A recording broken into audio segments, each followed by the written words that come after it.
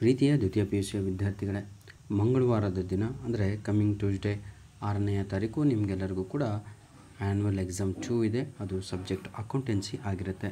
ಹಾಗಾಗಿ ನಿಮಗೆಲ್ಲರಿಗೂ ಕೂಡ ಇಂಪಾರ್ಟೆಂಟ್ ಕ್ವಶನ್ಸ್ಗಳನ್ನು ಈ ಒಂದು ವಿಡಿಯೋದಲ್ಲಿ ಅಪ್ಲೋಡನ್ನು ಮಾಡುತ್ತಿದ್ದೇವೆ. ಬನ್ನಿ, choose the correct answer from the choice given ಅಂತ ಇದೆ.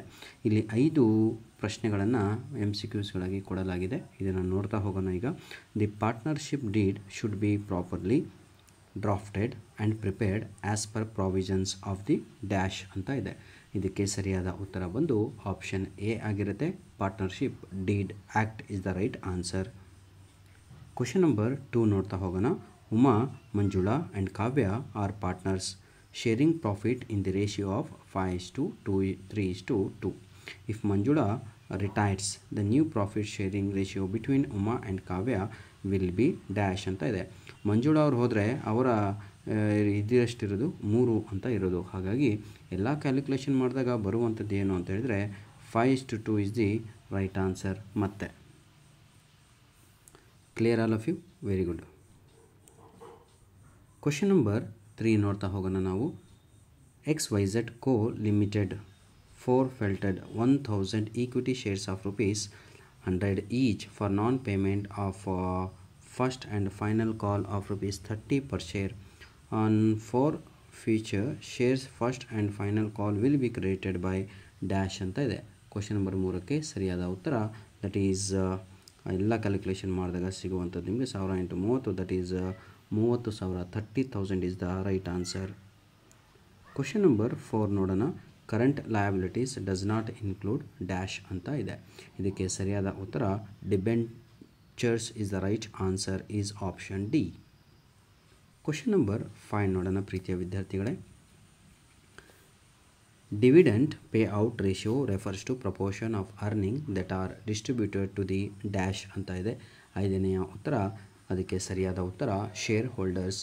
ಇದು ಸ್ವಲ್ಪ ನಮ್ಮ ಶೇರ್ ಮಾರ್ಕೆಟ್ ಬಗ್ಗೆ ನಾಲೆಡ್ಜ್ ಇರುವಂಥ ವಿದ್ಯಾರ್ಥಿಗಳಿಗಂತೂ ಬಹಳ ಈಸಿಯಾಗಿ ಆಗುತ್ತೆ. ಏನೂ ಇಲ್ಲ ಕಣ್ರಪ್ಪ, ಕಂಪ್ನಿ ಒಂದು ಡಿವಿಡೆಂಟ್ ಅಂತ ಪೇ ಔಟ್ ಕೊಡುತ್ತೆ ಪರ್ ಶೇರಿಗೆ. ಫಾರ್ ಎಕ್ಸಾಂಪಲ್, ನಾನೇ ಈಗ ವಿಪ್ರೋ ಕಂಪ್ನಿ ಓನರ್ ಅಂದ್ಕೊಳ್ಳಿ, ಪ್ರತಿಯೊಂದು ಶೇರಿಗೆ ₹10 ಅಂತ ಕೊಟ್ಟರೆ ನಿಮ್ಮ ಬಳಿ ನೀವೇನಾದರೂ ನನ್ನ ಬಳಿ 10 ಶೇರನ್ನು ಖರೀದಿ ಮಾಡಿದರೆ 10 × 10 ₹100 ನಿಮ್ಮ ಅಕೌಂಟಿಗೆ ಬಂದು ಕ್ರೆಡಿಟ್ ಆಗುತ್ತೆ.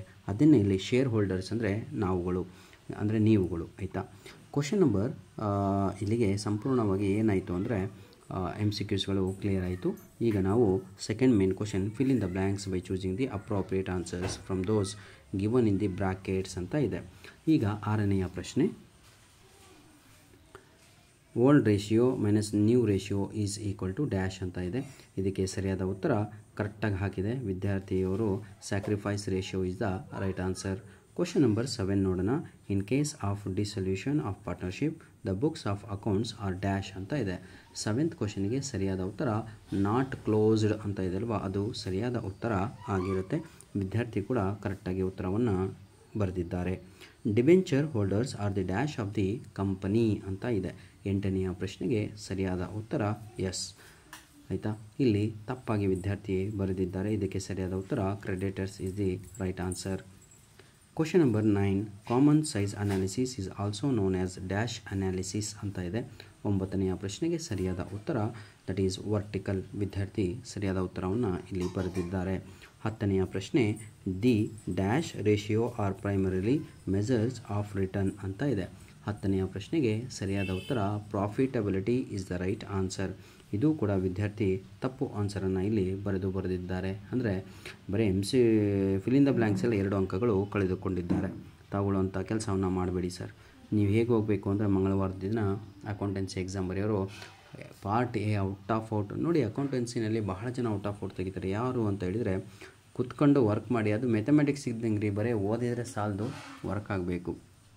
Match the following interest on drawing ಅಂತ ಇದೆ. ಇದಕ್ಕೆ ಸರಿಯಾದ ಉತ್ತರ, ಆಯಿತಾ. ಕ್ವಶನ್ ನಂಬರ್ 11 ಪ್ರೀತಿಯ ವಿದ್ಯಾರ್ಥಿಗಳೇ, ಬನ್ನಿ ಈಗ ಒಂದೊಂದಾಗಿ ನೋಡ್ತಾ ಹೋಗೋಣ ನಾವು.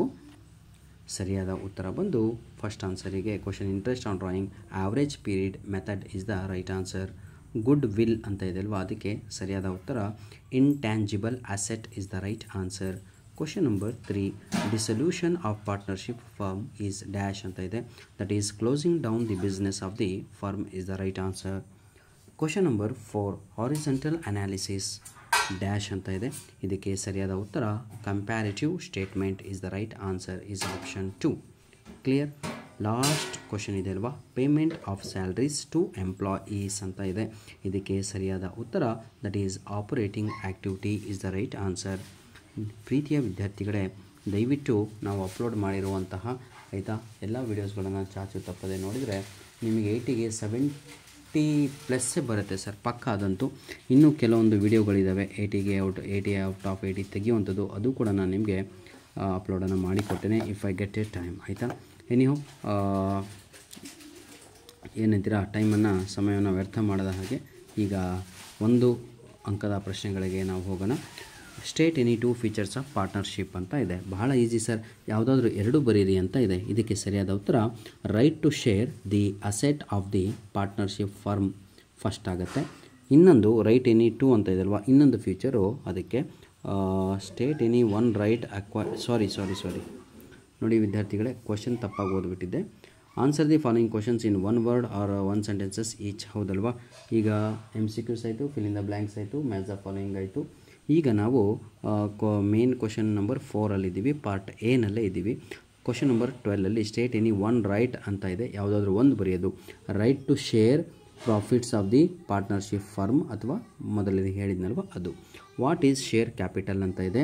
Capital raised by the company by issue of shares is called capital shares. I repeat, capital raised by the company by issue of shares is called capital share capital. Expand DRR ಅಂತ ಇದೆ, ಭಾಳ easy. Debenture redemption reserve is the right answer. Question number 15 true or false ಅಂತ ಕೇಳಲಾಗಿದೆ. Financial analysis is used only by the creditors ಅಂತ ಇದೆ, ಅದು ತಪ್ಪು. False is the right answer. Question number 16 ನೋಡ್ತಾ ಹೋಗೋಣ. Give an example for cash inflow from financing activities ಅಂತ ಇದೆ.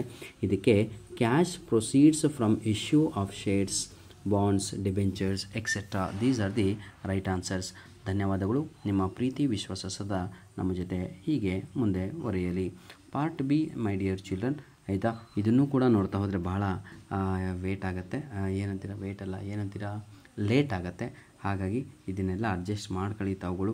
ಧನ್ಯವಾದಗಳು. ನಿಮ್ಮ ಪ್ರೀತಿ ಸಹಕಾರ ಹೀಗಿರಲಿ. ಈ ಒಂದು ವಿಡಿಯೋದಲ್ಲಿ ಬರುವಂಥ ಎಲ್ಲ ಪ್ರಶ್ನೆಗಳು ನಿಮ್ಮ ಆ್ಯನ್ಯುವಲ್ ಎಕ್ಸಾಮಿಗೆ ನಿಜವಾಗಿಯೂ ಹೇಳ್ತಿದ್ದೀನಿ very important, very important, very very very important. Many questions will repeat. ಆಯಿತಾ, ಈ ಸೇಮ್ ಆ್ಯಸ್ ಇಟ್ ಈಸು ನಿಮ್ಮ ಪ್ರಶ್ನೆ ಪತ್ರಿಕೆಯಲ್ಲಿ ಬರುವಂಥ ಸಾಧ್ಯತೆ ಜಾಸ್ತಿ ಇರುತ್ತೆ. ಅಕೌಂಟೆನ್ಸಿ ಬರೀ ಕೇಳೋದ್ರಿಂದ ನೋಡೋದ್ರಿಂದ ಏನೂ ಉಪಯೋಗವಿಲ್ಲ. Write and practise, write and learn, write ಇಷ್ಟೇ ನಾನು ಹೇಳೋದು. ಆಯಿತಾ, ಧನ್ಯವಾದಗಳು. ನಿಮ್ಮ ಪ್ರೀತಿ ಸಹಕಾರ ಹೀಗೆ ಸದಾ ನಮ್ಮ ಜೊತೆ ಇರಲಿ ಅಂತ ಹೇಳ್ತಾ, ಇದರ PDF ಕಾಪಿ ಬೇಕು, ಇದರ ಕೀ ಆನ್ಸರ್ ಬೇಕು, ಅದು ಬೇಕು, ಇದು ಬೇಕು ಅಂತ ಬಯಸಿದವರು ದಯವಿಟ್ಟು ವಿಡಿಯೋವನ್ನು ಆದಷ್ಟು ರಿಲೀಸ್ ಆದೇ ಆಯಿತಾ 1K ಅಥವಾ 2K ಹೋದ ತಕ್ಷಣ ನಿಮಗೆ PDF ಕಾಪಿ ಉಚಿತವಾಗಿ ಅವೈಲಬಲ್ ಇರುತ್ತೆ. ಈ ಪ್ರಶ್ನೆ ಪತ್ರಿಕೆಗಳು ಯಾವ ಗೈಡಲ್ಲೂ, ಯಾವ ಇಂಟರ್ನೆಟ್ಟಲ್ಲೂ ಅಲ್ಲೂ ಇಲ್ಲೂ ಅವೈಲಬಲ್ ಇಲ್ಲ ಸರ್. ಸುಮ್ಮನೆ ಕೂತ್ಕೊಂಡು ಟೈಮ್ ಪಾಸ್ ಮಾಡಬೇಡಿ. ಧನ್ಯವಾದಗಳು. All the best for your annual exam to do well. ಆಯಿತಾ, ಇದು ಕೊನೆಯ ಎಕ್ಸಾಮು, ಮತ್ತು ಯಾವ ಎಕ್ಸಾಮು ಇಲ್ಲ ನನ್ನ ಲೈಫಲ್ಲಿ ಅಂತ ಅಂದ್ಕೊಂಡು ಬರೆದ್ರೆ ನಿಜವಾಗಿಯೂ ಇದು ಕೊನೆಯ ಎಕ್ಸಾಮು, ಫೈನಲ್ ಎಕ್ಸಾಮು. ಒಳ್ಳೆಯ ಅಂಕಗಳು ತೆಗೆದು ನಿಮ್ಮ ಹಾಲ್ ಟಿಕೆಟಲ್ಲಿ ಪ್ರಿಂಟನ್ನು ತೆಗೆದುಕೊಳ್ಳಬಹುದಾಗಿದೆ.